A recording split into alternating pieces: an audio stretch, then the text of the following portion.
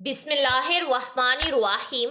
السلام علیکم پیارے دوستو، آج میں آپ کے ساتھ ایک ایسی دلچسپ اور سبق آموز کہانی شیئر کرنے والی ہوں جسے سن کر آپ لوگ بھی حیران رہ جائیں گے۔ شہر بغداد کے قریب ہی ایک چھوٹا سا گاؤں تھا جہاں ایک بوڑھا شخص اپنی زندگی کے آخری دن گزار رہا تھا۔ وہ ایک خاموش، عاجز لیکن عقل مند دانا انسان تھا۔ اس کے 5 بیٹے تھے، ان میں سب سے بڑا یونس تھا جو ایک زمیندار تھا۔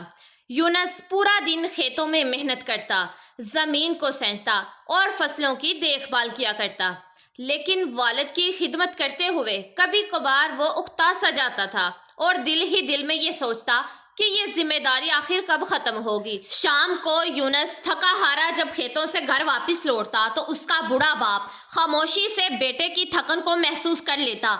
اس بزرگ کے دل میں اپنے بیٹے کے لیے بے پناہ محبت تھی، لیکن وہ کچھ کہے بغیر فقط اپنی نظریں جھکا لیتا۔ کچھ ہی عرصے کے بعد وہ بوڑھا باپ اپنے بیٹے یونس کے رویے میں تبدیلی محسوس کرنے لگا۔ وہ اچھی طرح سے جانتا تھا کہ یونس اپنی تھکن اور ذمہ داریوں کے بوجھ تلے دب چکا ہے، اور شاید اب اسے یہ محسوس ہونے لگا ہے کہ اب بوڑھا باپ اس کے لیے ایک بوجھ بن چکا ہے۔ یونس کا روٹھا رویہ اس کے والد کو بہت پریشان کرنے لگا۔ وہ اپنی زندگی کے آخری ایام سکون سے گزارنا چاہتا تھا، لیکن یونس کی بے رخی نے اسے غمگین کر دیا، اور کچھ ہی عرصے کے بعد بوڑھے باپ نے اپنے بیٹے کو قریب بلایا اور کہا کہ بیٹا، مجھے معلوم ہے کہ اب میں تم پر بوجھ بن گیا ہوں۔ فکر نہ کرو، میں زیادہ دن تمہارے ساتھ نہیں رہوں گا۔ 2-3 دن بعد میں اپنے دوسرے بیٹے کے پاس چلا جاؤں گا۔ تم اپنے کام اور زندگی پر دھیان دو، میرے لیے پریشان نہ ہونا۔ یونس یہ سن کر کچھ دیر تو خاموش رہا۔ دل میں ندامت کی ہلکی سی لہر اٹھی، مگر اس کے لبوں پر کوئی بھی سخت یا روکنے والے الفاظ نہ آئے۔ کچھ دن گزرنے کے بعد وہ بوڑھا باپ یونس کے گھر سے نکل کر اپنے دوسرے بیٹے فرقان کے پاس چلا گیا، جو ایک کامیاب تاجر تھا اور مال و دولت کی کمی نہ تھی۔ وہ بوڑھا باپ فرقان کے گھر رہنے لگا، لیکن فرقان کا رویہ بھی قابل افسوس تھا۔ فرقان کے لیے کاروبار کی مصروفیت زیادہ اہم تھی، جبکہ اس کی بیوی اپنے سسر کو ہمیشہ نظر انداز ہی کیا کرتی اور ان سے بات کرنے کی زحمت بھی نہ اٹھاتی۔ وہ برا باپ دن بھر خاموشی سے ایک کونے میں بیٹھا رہتا، دل میں اپنے بیٹوں کی بدلتی ہوئی محبت کا غم لیے، مگر اپنی تکلیف کو کبھی اپنی زبان پر نہ لاتا۔ وہ برا بزرگ اپنے وقت کو غموں کے ساتھ گزار رہا تھا۔ ایک دن فرقان نے اپنی بیوی کی باتوں میں آ کر اپنے باپ سے کہا کہ بابا، آپ کو میرے ساتھ کاروبار میں مدد کرنی چاہیے تاکہ آپ کی موجودگی کا مجھے بھی کچھ فائدہ ہو۔ یہ سن کر وہ بوڑھا باپ خاموش رہا۔ اس کی جھکی ہوئی کمر، کمزور ہاتھ اور تھکا ہوا جسم اس بات کی گواہی دے رہے تھے کہ اب وہ کسی بھی محنت کے قابل نہیں ہے، لیکن اس نے اپنے بیٹے کی بات کا برا نہیں منایا، کیونکہ وہ اچھی طرح سے جانتا تھا کہ فرقان اسے صرف اپنی ذمہ داری کے پیمانے سے دیکھ رہا ہے، محبت کے نہیں۔ ساری رات برے باپ کی خاموشی اور درد بری فریاد سے تنگ ہو کر فرقان کی بیوی نے کہا کہ یہ بوڑھا انسان ہمیں مزید پریشان کر رہا ہے۔ ان کے اور بھی بیٹے تو ہیں، وہ وہاں جا کر بھی تو زندگی گزار سکتا ہے۔ فرقان بھی ایک کم ظرف آدمی تھا۔ اس نے اپنے بڑے باپ سے کہا کہ بابا، اگر آپ یہاں تنگ ہیں تو کوئی بات نہیں، چاہے تو آپ اپنے دوسرے بیٹے کے پاس چلے جائیں، وہاں آپ سکون سے تو رہیں گے۔ آپ کے علاج کے لیے میں پیسے دیتا رہوں گا، آپ فکر مت کریں۔ ان الفاظ نے اس باپ کے دل پر ایک اور زخم لگایا۔ فرقان نے محبت اور توجہ کی بجائے صرف ایک معقول حل کی بات کی، جیسے برے باپ کی موجودگی کا اسے کوئی احساس ہی نہیں تھا، صرف ایک ذمہ داری کا بوجھ تھا جسے اٹھانا پڑا۔ وہ برا باپ اپنے دوسرے بیٹے کے ہاتھ سے نکل کر اپنے تیسرے بیٹے آصف کے پاس چلا گیا۔ آصف ایک محنتی کسان تھا، اپنی زمینوں پر کام کیا کرتا تھا۔ اس نے اپنے والد کا احترام کیا، لیکن اس کے پاس بھی زیادہ وقت نہیں تھا۔ وہ دن بھر کھیتوں میں مصروف رہتا اور شام کو گھر آ کر اپنے بیوی بچوں کے ساتھ وقت گزارتا۔ برے والد کی بیماری اور دل کی گہری اداسی پر اس کا دھیان کبھی نہ گیا۔ آصف جب صبح کام پر چلا جاتا تو اس کی بیوی ہمیشہ اپنے بچوں کو سسر کے پاس بٹھا کر انہیں کھیلنے کو کہتی۔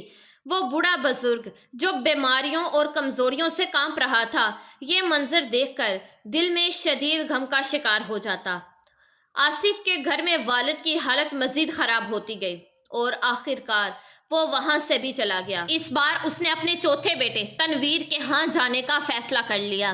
تنویر جو کہ ایک دھوکے باز اور لالچی انسان تھا، اپنے والد کو استقبال کرنے کے لیے تو بہت خوش تھا۔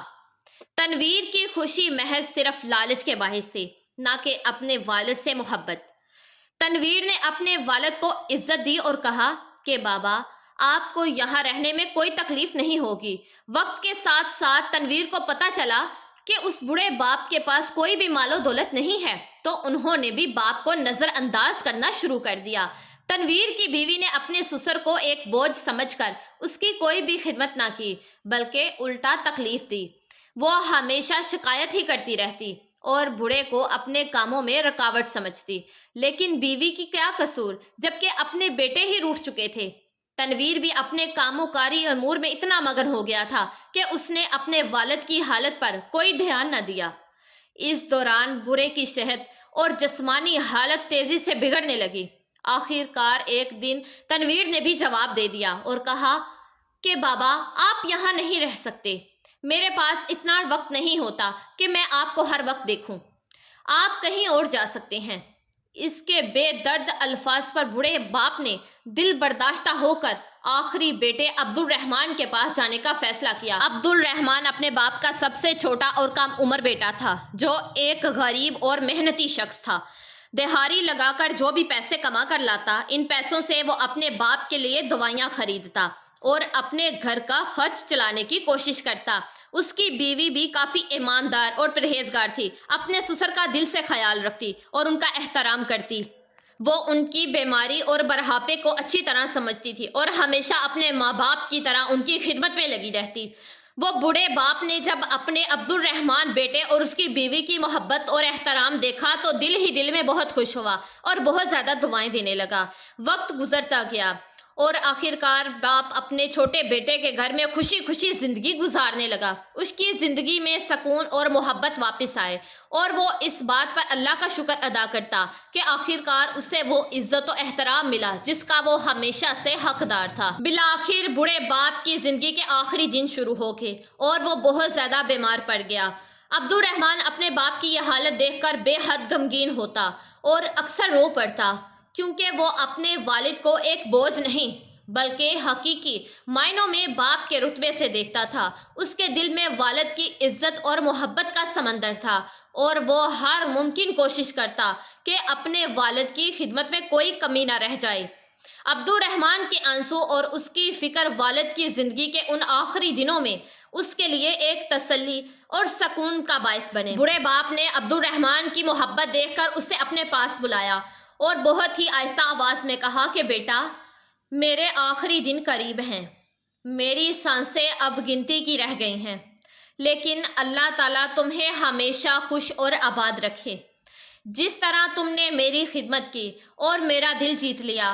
عبد الرحمن نے غمگین لہجے میں جواب دیا کہ بابا، اللہ نہ کرے کہ آپ ہمیں چھوڑ کر چلے جائیں، آپ کے بغیر ہم کیسے جی سکتے ہیں؟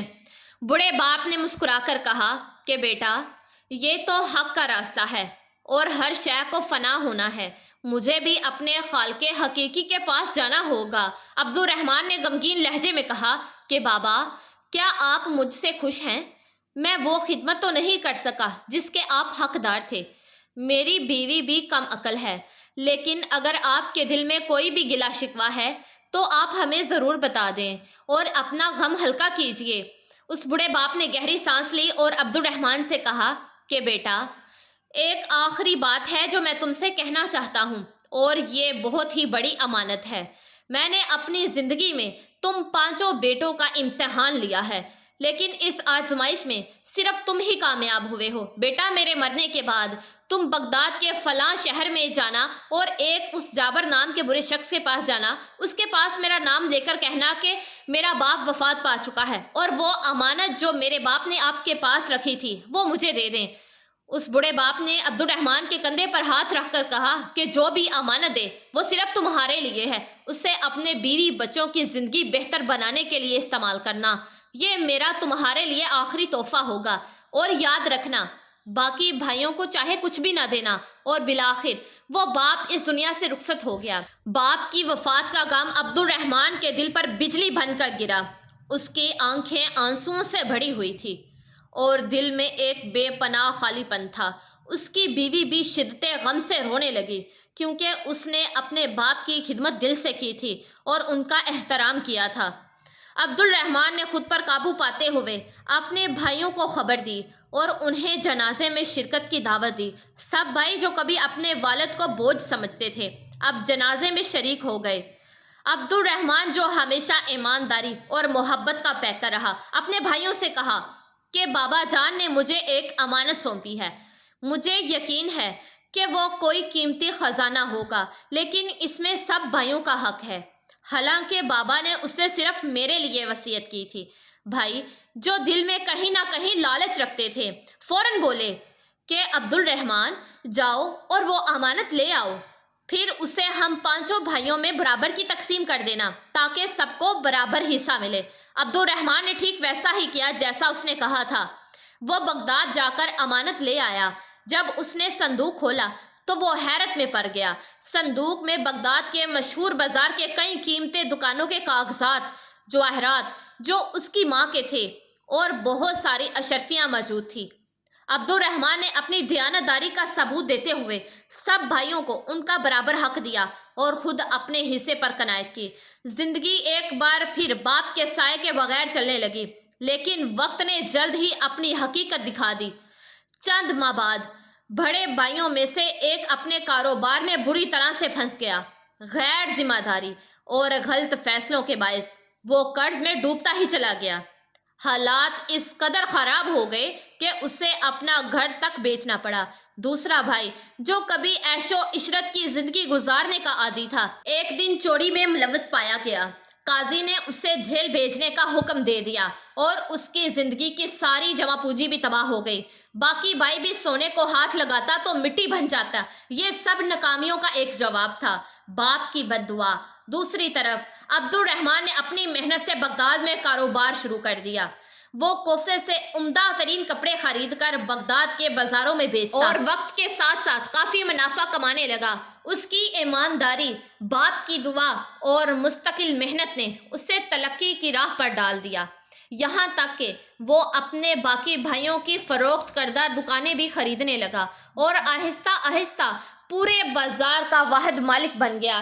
जो भाई कभी खुद को दौलतमंद समझते थे अब वक्त के मारे हुए अब्दुल रहमान के दर पर सवाल करने आ गए। अब्दुल रहमान जो एक रहम दिल और मुश्तिक इंसान था, उनकी मदद करता और उन्हें खाली हाथ कभी वापस ना जाने देता था। उसका ये रवैया उसके वालिद की सिखाई हुई अखलाकियात का आगाज था। फिर वो दिन आया जब अब्दुल रहमान ने बगदाद के तरक्की याफ्ता इलाके में एक बहुत बड़ा घर खरीदा और अपनी बीवी और बच्चों के साथ एक खुशहाल जिंदगी गुजारने लगा। वो जिंदगी के उस मोड़ पर भी अपने वालिद की दुआओं और तालीमात को नहीं भूला था। एक दिन वो अपने वालिद की कब्र पर फातिहा पढ़ने के लिए गया।